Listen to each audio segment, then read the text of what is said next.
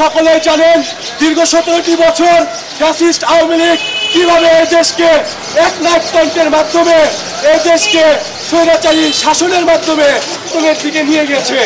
তারা ছাপনা গণহত্যা থেকে শুরু করে পিলখানা হত্যাকাণ্ড এবং পরিশেষে জুলাই আগস্টে ছাত্র জনতাকে গণহত্যা করে এই দেশ থেকে পালিয়ে গেছে।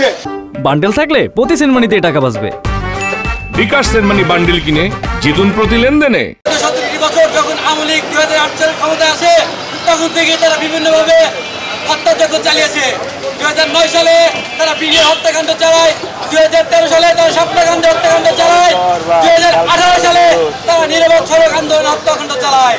এই বাংলাদেশ আওয়ামী লীগ যারা ছিল, স্বৈরাচার আওয়ামী লীগ যারা ছিল, যারা আমাদেরকে বাসায় না পেয়ে আমাদের মা বোনদেরকে ধর্ষণ করার পরে কেক কর্তন করতো, যে আওয়ামী লীগ আমাদের ভাইদেরকে আমাদের বাবাদেরকে হাত পা কেটে পঙ্গুত্ব বরণ করাতো, যে আওয়ামী লীগ বাংলার এই জমিনের লক্ষাধিক মামলা দিয়ে অন্য রাজনৈতিক দলগুলোকে কন্ডাসা করে রাখতো, সেই আওয়ামী লীগ আমাদের বাংলার জমিনে আর এক পোনা ধাই পাবেন ইনশাআল্লাহ।